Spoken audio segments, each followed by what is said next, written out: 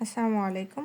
আজকে আমরা new second ইয়ারদের বুক list এবং কোন বইগুলো কিনলে ভালো হবে সে সম্পর্কে একটু ধারণা দিতে চাই, বা আমাদের কয়টা সাবজেক্ট রয়েছে কেমিস্ট্রি ডিপার্টমেন্টে সে সম্পর্কে আমাদের অনেকেরই অজানা, বা অনেক স্টুডেন্টের একটা কমন প্রশ্ন থেকেই যায় যে কেমিস্ট্রি সেকেন্ড ইয়ারে কোন বই পড়ব, বা কোন বইটা পড়লে আমাদের কনসেপ্ট ক্লিয়ার হবে, সব বই কিনতে হবে কি না। আজকে আমি এই কনফিউশন পুরোপুরি ক্লিয়ার করব। তার আগে বলে নেই যে আমাদের যারা কোর্সগুলো কিনতে চাও তারা 01767351308 এই নাম্বারে হোয়াটসঅ্যাপে নক দাও এবং এখনই কোর্সে যুক্ত হয়ে যাও। আমাদের প্রতি বিষয় ক্লাস ফি মাত্র 410 টাকা। তাহলে চলো প্রথমে জেনে নেই যে আমাদের কেমিস্ট্রি ডিপার্টমেন্টে কয়টা সাবজেক্ট রয়েছে। মূলত সাবজেক্ট রয়েছে 9টা। এর মধ্যে আমাদের কম্পালসরি আছে, বা আমাদের মেজর সাবজেক্ট কয়টা রয়েছে, নন মেজর সাবজেক্ট কয়টা রয়েছে সে সম্পর্কে একটু দেখে নিই। আমাদের দেখো মেজর সাবজেক্ট যাদের ক্রেডিট হচ্ছে 4। মেজর সাবজেক্ট কয়টা রয়েছে? মেজর সাবজেক্ট হচ্ছে 4টা। Physical chemistry 2, organic chemistry 2, chemistry of the representative element, আর quantitative inorganic analysis practical. Major subject বলতে আমরা কি বুঝি বলতো? মেজর বিষয় মানে হলো আমাদের নিজের বিষয়গুলোর মূল বিষয়গুলো। রসায়ন বিভাগের একজন শিক্ষার্থীর জন্য আমাদের মেজর সাবজেক্ট হচ্ছে physical chemistry 2, organic chemistry 2, chemistry of the representative element, আর আমাদের chemistry practical, quantitative inorganic analysis practical.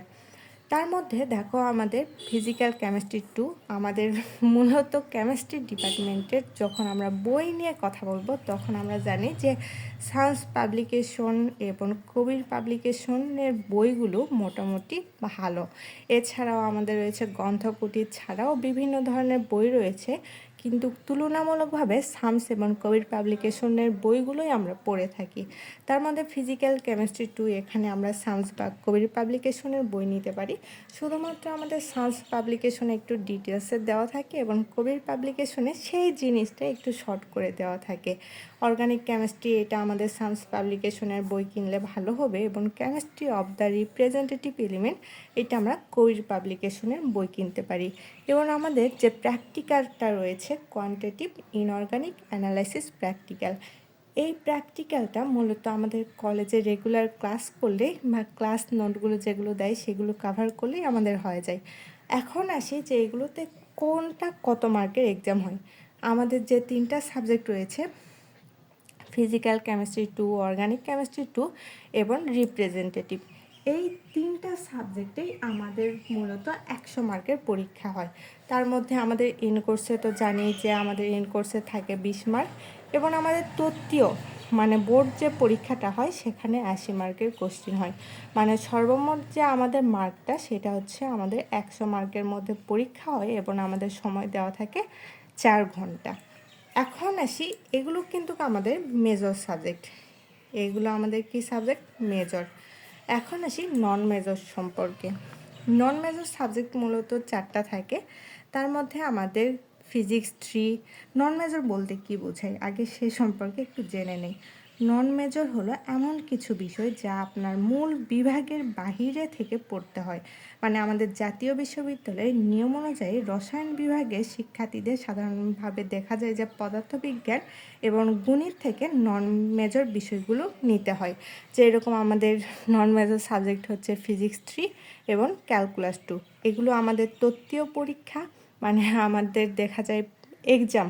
আর আমাদের প্র্যাকটিক্যাল রয়েছে ফিজিক্স 4 এবং আমাদের ম্যাথ ল্যাব। তাহলে চলে আসো যে আমাদের ফিজিক্স 3-তে।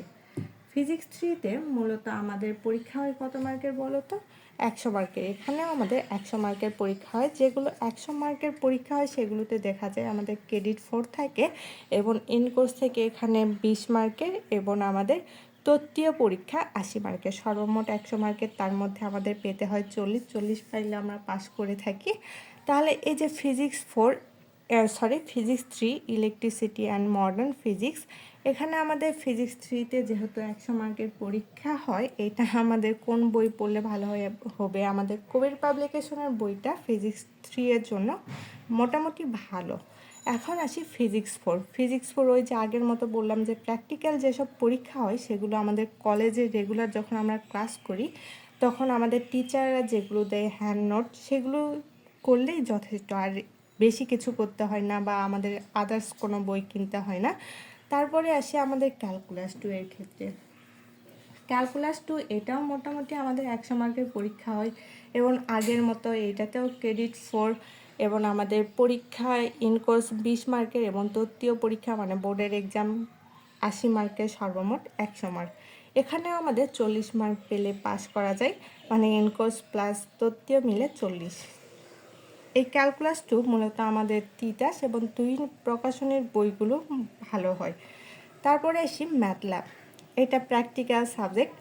আর তারপরে যে সাবজেক্টটা রয়েছে সেটা হচ্ছে আমাদের ইংলিশ কম্পালসরি। এটা আমাদের নন ক্রেডিট বিষয়, অনার্স দ্বিতীয় বর্ষে একটি বিশেষ বিষয় যেটাকে আমরা নন ক্রেডিট ইংলিশ কম্পালসরি বলে থাকি। এই বিষয়টাতে আমাদের আবশ্যিকভাবে পড়তে হয় এবং পরীক্ষায় পাস মার্ক মূলত আমাদের থাকে 40।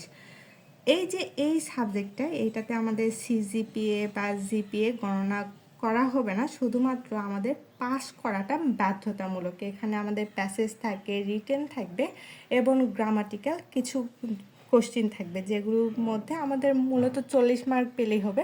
মানে এই সাবজেক্টটাতে আমাদের পাস করলেই হবে, এখানে আমাদের অন্য কিছু করতে হবে না, এই মার্কটা আমাদের কোথাও যোগ করা হবে না।